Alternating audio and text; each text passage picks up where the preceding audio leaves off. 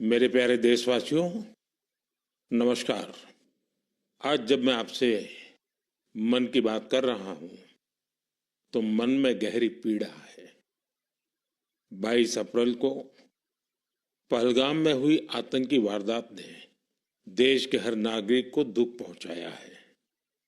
पीड़ित परिवारों के प्रति हर भारतीय के मन में गहरी संवेदना है। भले वो किसी भी राज्य का हो, वो कोई भी भाषा बोलता हो, लेकिन वो उन लोगों के दर्द को महसूस कर रहा है जिन्होंने इस हमले में अपने परिजनों को खोया है। मुझे एहसास है, हर भारतीय का खून आतंकी हमले की तस्वीरों को देखकर खौल रहा है। पहलगाम में हुआ यह हमला आतंक के सरपरस्तों की हताशा को दिखाता है, उनकी कायरता को दिखाता है। ऐसे समय में जब कश्मीर में शांति लौट रही थी, स्कूल कॉलेजों में एक वाइब्रेंसी थी, निर्माण कार्यों में अभूतपूर्व गति आई थी, लोकतंत्र मजबूत हो रहा था, पर्यटकों की संख्या में रिकॉर्ड बढ़ोतरी हो रही थी, लोगों की कमाई बढ़ रही थी, युवाओं के लिए नए अवसर तैयार हो रहे थे, देश के दुश्मनों को, जम्मू कश्मीर के दुश्मनों को ये रास नहीं आया। आतंकी और आतंक के आका चाहते हैं कश्मीर फिर से तबाह हो जाए, और इसलिए इतनी बड़ी साजिश को अंजाम दिया। आतंकवाद के खिलाफ इस युद्ध में देश की एकता, 140 करोड़ भारतीयों की एकजुटता हमारी सबसे बड़ी ताकत है। यही एकता आतंकवाद के खिलाफ हमारी निर्णायक लड़ाई का आधार है। हमें देश के सामने आई इस चुनौती का सामना करने के लिए अपने संकल्पों को मजबूत करना है। हमें एक राष्ट्र के रूप में दृढ़ इच्छा शक्ति का प्रदर्शन करना है। आज दुनिया देख रही है, इस आतंकी हमले के बाद पूरा देश एक स्वर में बोल रहा है। साथियों, भारत के हम लोगों में जो आक्रोश है, वो आक्रोश पूरी दुनिया में है। इस आतंकी हमले के बाद लगातार दुनिया भर से संवेदनाएं आ रही हैं।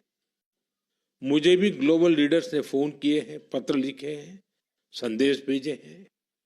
इस जघन्य तरीके से किए गए आतंकी हमले की सबने कठोर निंदा की है। उन्होंने मृतकों के परिवारजनों के प्रति संवेदनाएं प्रकट की है। पूरा विश्व आतंकवाद के खिलाफ हमारी लड़ाई में 140 करोड़ भारतीयों के साथ खड़ा है। मैं पीड़ित परिवारों को फिर भरोसा देता हूं, उन्हें न्याय मिलेगा, न्याय मिलकर रहेगा। इस हमले के दोषियों और साजिश रचने वालों को कठोरतम जवाब दिया जाएगा। साथियों, 2 दिन पहले हमने देश के महान वैज्ञानिक डॉक्टर के कस्तूरीरंगन जी को खो दिया है। जब भी कस्तूरीरंगन जी से मुलाकात हुई, हम भारत के युवाओं के टैलेंट, आधुनिक शिक्षा, स्पेस साइंस, ऐसे विषयों पर काफी चर्चा करते थे। विज्ञान, शिक्षा और भारत के अंतरिक्ष कार्यक्रम को नई ऊंचाई देने में उनके योगदान को हमेशा याद किया जाएगा। उनके नेतृत्व में इसरो को एक नई पहचान मिली। उनके मार्गदर्शन में जो स्पेस प्रोग्राम आगे बढ़े, उससे भारत के प्रयासों को ग्लोबल मान्यता मिली। आज भारत जिन सैटेलाइट्स का उपयोग करता है, उनमें से कई डॉक्टर कस्तूरीरंगन की देखरेख में ही लॉन्च की गई थी। उनके व्यक्तित्व की एक और बात बहुत खास थी, जिससे युवा पीढ़ी उनसे सीख सकती है। उन्होंने हमेशा इनोवेशन को महत्व दिया। कुछ नया सीखने, जानने और नया करने का विजन बहुत प्रेरित करने वाला है। डॉक्टर के कस्तूरीरंगन जी ने देश की नई राष्ट्रीय शिक्षा नीति तैयार करने में भी बहुत बड़ी भूमिका निभाई थी। डॉक्टर कस्तूरी रंगन 21वीं सदी की आधुनिक जरूरतों के मुताबिक फॉरवर्ड लुकिंग एजुकेशन का विचार लेकर आए थे। देश की निस्वार्थ सेवा और राष्ट्र निर्माण में उनके योगदान को हमेशा याद किया जाएगा। मैं डॉक्टर के कस्तूरी रंगन जी को विनम्र भाव से श्रद्धांजलि अर्पित करता हूं। मेरे प्यारे देशवासियों, इसी महीने अप्रैल में आर्यभट्ट सैटेलाइट की लॉन्चिंग के 50 वर्ष पूरे हुए हैं। आज जब हम पीछे मुड़कर देखते हैं, 50 वर्षों की इस यात्रा को याद करते हैं, तो लगता है हमने कितनी लंबी दूरी तय की है। अंतरिक्ष में भारत के सपनों की ये उड़ान एक समय केवल हौसलों से शुरू हुई थी। राष्ट्र के लिए कुछ कर गुजरने का जज्बा पाले कुछ युवा वैज्ञानिक, उनके पास न तो आज जैसे आधुनिक संसाधन थे, न ही दुनिया की टेक्नोलॉजी तक वैसी पहुंच थी। अगर कुछ था तो वो था प्रतिभा, लगन, मेहनत और देश के लिए कुछ करने का जज्बा। बैलगाड़ियों और साइकिलों पर क्रिटिकल इक्विपमेंट को खुद लेकर जाते हमारे वैज्ञानिकों की तस्वीरों को आपने भी देखा होगा।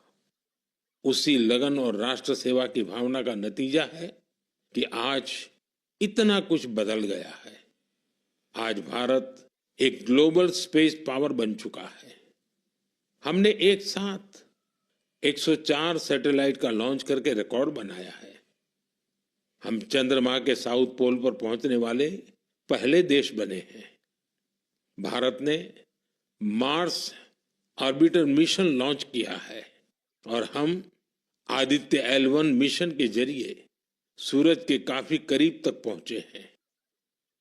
आज भारत पूरी दुनिया में सबसे ज्यादा कॉस्ट इफेक्टिव लेकिन सक्सेसफुल स्पेस प्रोग्राम का नेतृत्व कर रहा है। दुनिया के कई देश अपनी सैटेलाइट्स और स्पेस मिशन के लिए इसरो की मदद लेते हैं। साथियों, हम जब इसरो द्वारा किसी सैटेलाइट का लॉन्च देखते हैं तो हम गर्व से भर जाते हैं। ऐसी ही अनुभूति मुझे तब हुई जब मैं 2014 में PSLV C-23 की लॉन्चिंग का साक्षी बना था। 2019 में चंद्रयान 2 की लैंडिंग के दौरान भी मैं बेंगलुरु के इसरो सेंटर में मौजूद था। उस समय चंद्रयान को वो अपेक्षित सफलता नहीं मिली थी। तब वैज्ञानिकों के लिए वो बहुत मुश्किल घड़ी थी, लेकिन मैं अपनी आंखों से वैज्ञानिकों के धैर्य और कुछ कर गुजरने का जज्बा भी देख रहा था। और कुछ साल बाद पूरी दुनिया ने भी देखा कैसे उन्हीं वैज्ञानिकों ने चंद्रयान 3 को सफल करके दिखाया। साथियों, अब भारत ने अपने स्पेस सेक्टर को प्राइवेट सेक्टर के लिए भी ओपन कर दिया है। आज बहुत से युवा स्पेस स्टार्टअप में नए झंडे लहरा रहे हैं।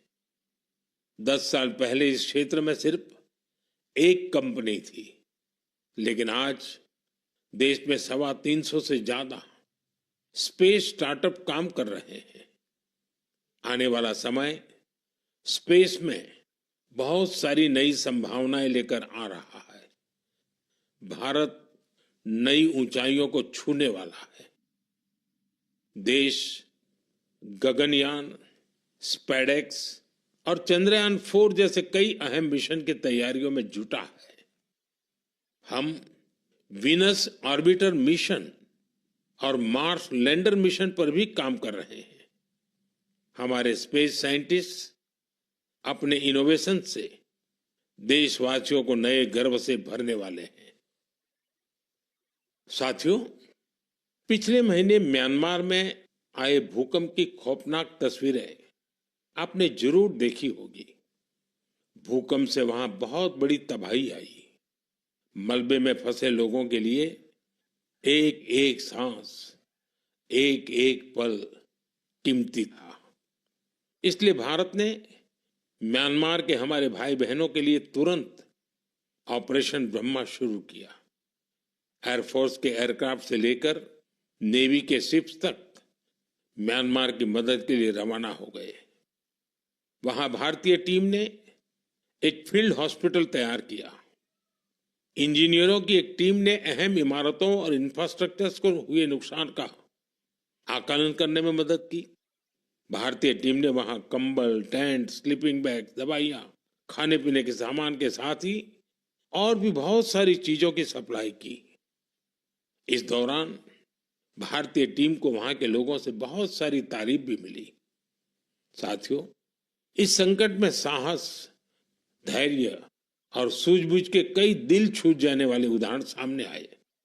भारत की टीम ने 70 वर्ष से ज्यादा उम्र की एक बुजुर्ग महिला को बचाया, जो मलबे में 18 घंटों से दबी हुई थी। जो लोग अभी टीवी पर मन की बात देख रहे हैं, उन्हें उस बुजुर्ग महिला का चेहरा भी दिख रहा होगा। भारत से गई टीम ने उनके ऑक्सीजन लेवल को स्टेबल करने से लेकर फ्रैक्चर के ट्रीटमेंट तक इलाज की हर सुविधा उपलब्ध कराई। जब इस बुजुर्ग महिला को अस्पताल से छुट्टी मिली तो उन्होंने हमारी टीम का बहुत आभार जताया।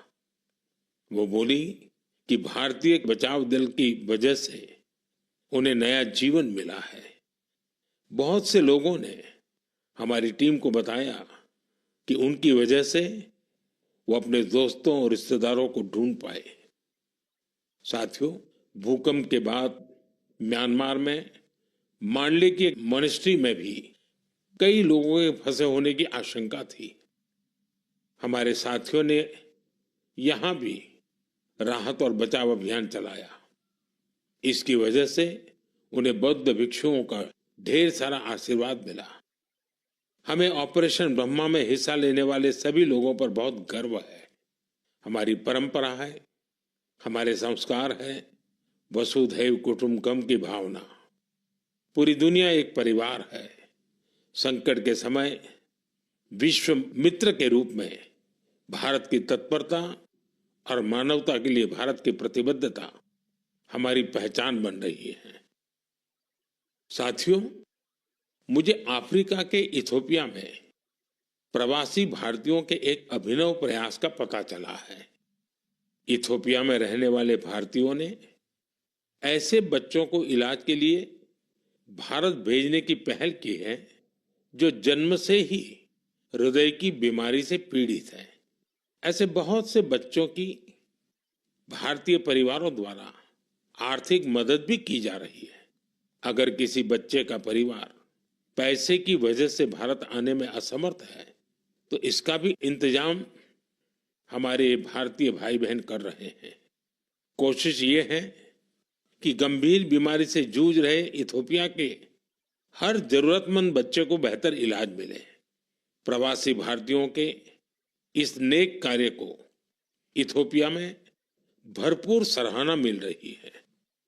आप जानते हैं कि भारत में मेडिकल सुविधाएं लगातार बेहतर हो रही है। इसका लाभ दूसरे देश के नागरिक भी उठा रहे हैं। साथियों, कुछ ही दिन पहले भारत ने अफगानिस्तान के लोगों के लिए बड़ी मात्रा में वैक्सीन भी भेजी है। ये vaccine rabies, tetanus, hepatitis B और इन्फ्लुएंजा जैसी खतरनाक बीमारियों से बचाव में काम आएगी। भारत ने इसी हफ्ते नेपाल के आग्रह पर वहां दवाइयां और वैक्सीन की बड़ी खेप भेजी है। इनसे थैलेसीमिया और सिकल सेल डिसीज के मरीजों को बेहतर इलाज सुनिश्चित होगा। जब भी मानवता की सेवा की बात आती है तो भारत हमेशा इसमें आगे रहता है और भविष्य में भी ऐसी हर जरूरत में हमेशा आगे रहेगा। साथियों, अभी हम डिजास्टर मैनेजमेंट की बात कर रहे थे और किसी भी प्राकृतिक आपदा से निपटने में बहुत अहम होती है आपकी अलर्टनेस, आपका सचेत रहना। इस अलर्टनेस में अब आपको अपने मोबाइल के एक स्पेशल ऐप से मदद मिल सकती है। ये ऐप आपको किसी प्राकृतिक आपदा में फंसने से बचा सकते हैं। और इसका नाम भी है सचेत। सचेत ऐप भारत की नेशनल डिजास्टर मैनेजमेंट अथॉरिटी ने तैयार किया है। बाढ़, साइक्लोन, लैंडस्लाइड, सुनामी, जंगलों की आग, हिमस्खलन, आंधी, तूफान या फिर बिजली गिरने जैसी आपदाएं हो, सचेत ऐप आपको हर प्रकार से इन्फॉर्म और प्रोटेक्टेड रखने का प्रयास करता है। इस ऐप के माध्यम से आप मौसम विभाग से जुड़े अपडेट्स प्राप्त कर सकते हैं। खास बात यह है कि सचेत ऐप क्षेत्रीय भाषाओं में भी कई सारी जानकारियां उपलब्ध कराता है। इस ऐप का आप भी फायदा उठाएं और अपने अनुभव हमसे जरूर साझा करें। मेरे प्यारे देशवासियों, आज हम पूरी दुनिया में भारत के टैलेंट की तारीफ होते देखते हैं। भारत के युवाओं ने भारत के प्रति दुनिया का नजरिया बदल दिया है। और किसी भी देश के युवा की रुचि किस तरफ है, किधर है, उससे पता चलता है कि देश का भविष्य कैसा होगा। आज भारत का युवा साइंस, टेक्नोलॉजी और इनोवेशन की ओर बढ़ रहा है। ऐसे इलाके जिनकी पहचान पहले पिछड़ेपन और दूसरे कारणों से होती थी, वहां भी युवाओं ने ऐसे उदाहरण प्रस्तुत किए हैं जो हमें नया विश्वास देते हैं। छत्तीसगढ़ के दंतेवाड़ा का विज्ञान केंद्र आजकल सबका ध्यान खींच रहा है।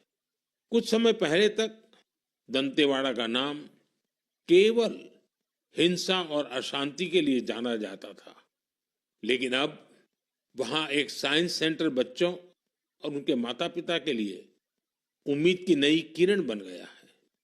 इस साइंस सेंटर में जाना बच्चों को खूब पसंद आ रहा है। वे अब नई नई मशीनें बनाने से लेकर टेक्नोलॉजी का उपयोग करके नए प्रोडक्ट्स बनाना सीख रहे हैं।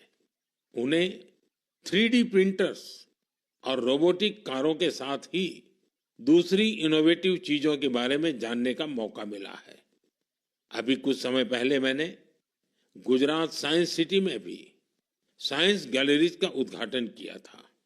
इन गैलरीज से ये झलक मिलती है कि आधुनिक विज्ञान का पोटेंशियल क्या है, विज्ञान हमारे लिए कितना कुछ कर सकता है। मुझे जानकारी मिली है कि इन गैलरीज को लेकर वहां बच्चों में बहुत उत्साह है। साइंस और इनोवेशन के प्रति ये बढ़ता आकर्षण जरूर भारत को नई ऊंचाई पर ले जाएगा। मेरे प्यारे देशवासियों, हमारे देश की सबसे बड़ी ताकत हमारे 140 करोड़ नागरिक हैं। उनका सामर्थ्य है, उनकी इच्छा शक्ति है। और जब करोड़ों लोग एक साथ किसी अभियान से जुड़ जाते हैं तो उसका प्रभाव बहुत बड़ा होता है।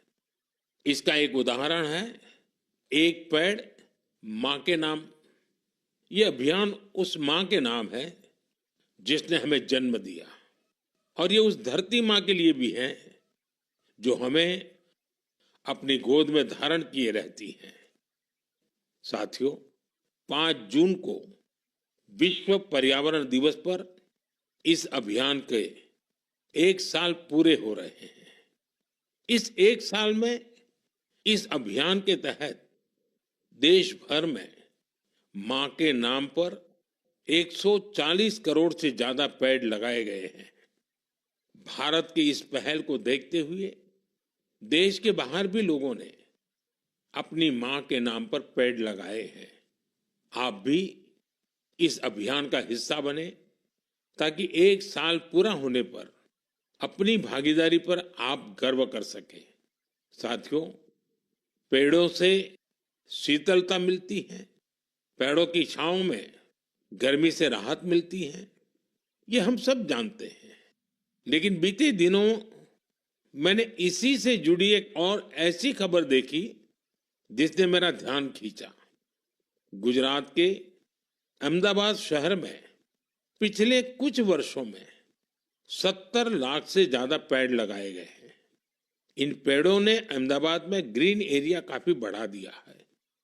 इसके साथ साथ साबरमती नदी पर रिवरफ्रंट बनने से और कांकरिया झील जैसे कुछ झीलों के पुनर्निर्माण से यहाँ वाटर बॉडीज की संख्या भी बढ़ गई है।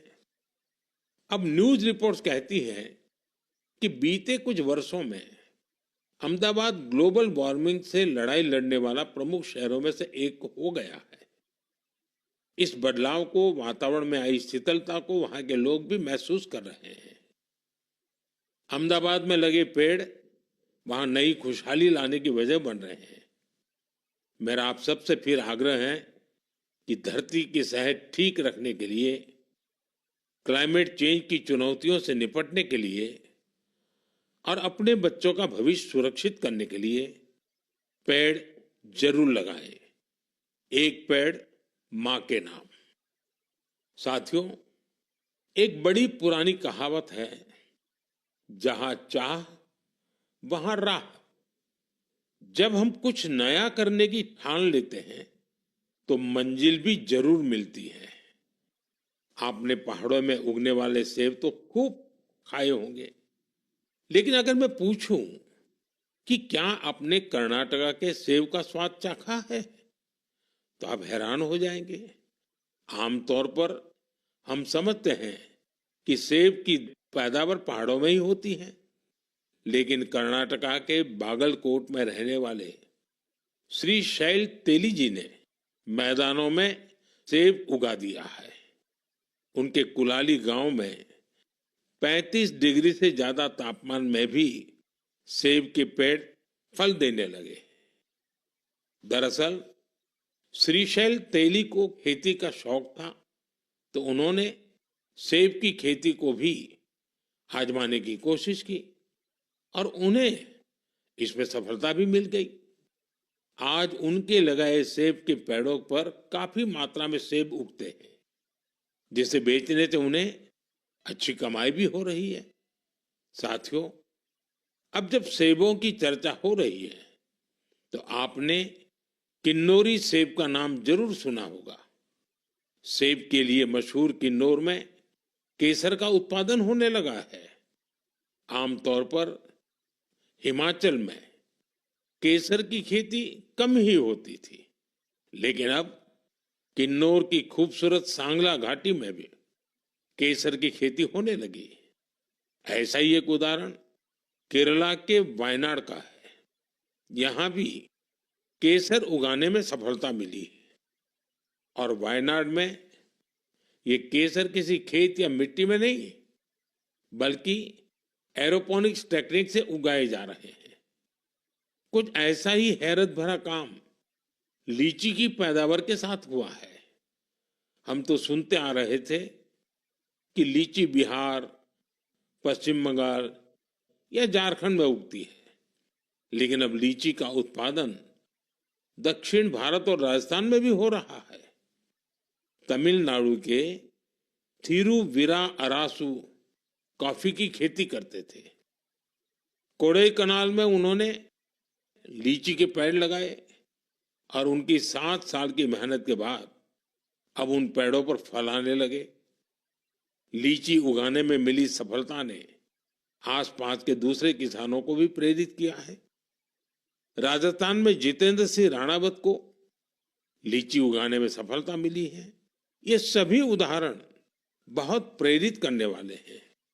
अगर हम कुछ नया करने का इरादा कर ले और मुश्किलों के बावजूद डटे रहें, तो असंभव को भी संभव किया जा सकता है। मेरे प्यारे देशवासियों, आज अप्रैल का आखिरी रविवार है। कुछ ही दिनों में मई का महीना शुरू हो रहा है। मैं आपको आज से करीब 108 साल पहले लेकर चलता हूं। साल 1917।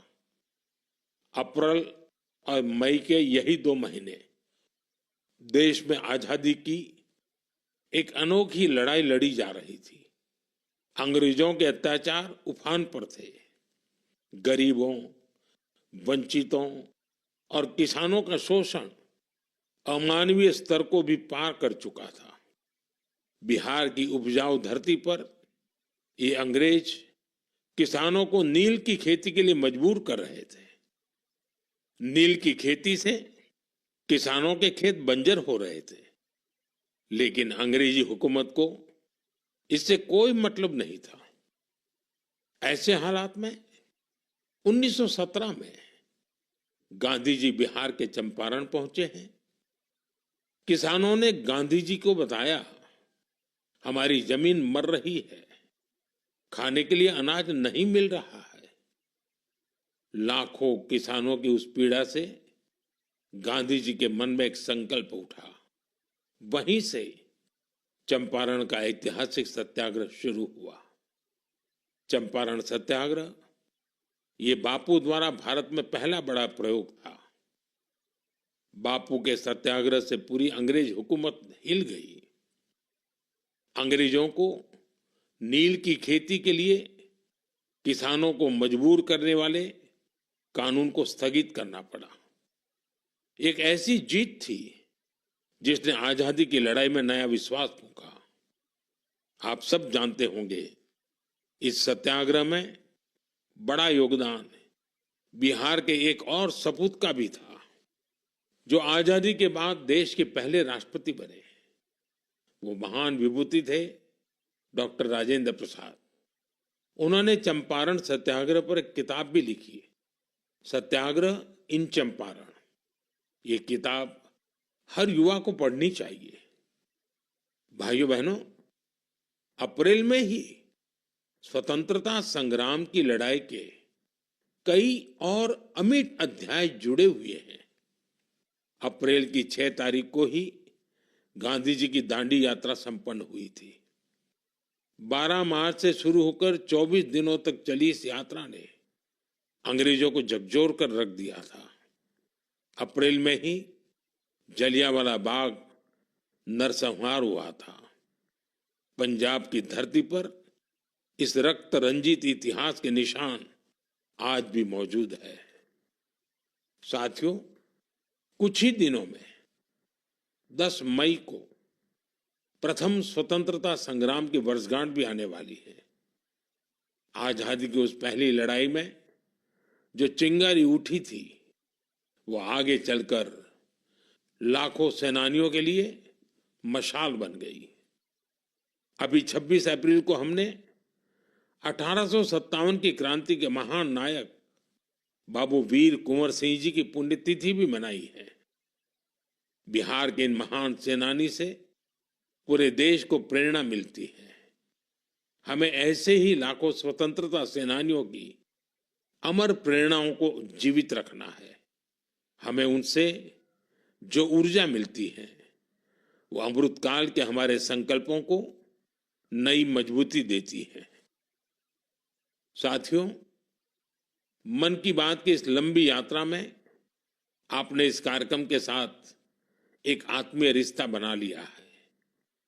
देशवासी जो उपलब्धियां दूसरों से साझा करना चाहते हैं, उसे मन की बात के माध्यम से लोगों तक पहुंचाते हैं। अगले महीने हम फिर मिलकर देश की विविधताओं, गौरवशाली परंपराओं और नई उपलब्धियों की बात करेंगे। हम ऐसे लोगों के बारे में जानेंगे जो अपने समर्पण और सेवा भावना से समाज में बदलाव ला रहे हैं। हमेशा की तरह आप हमें अपने विचार और सुझाव भेजते रहिए। धन्यवाद। नमस्कार।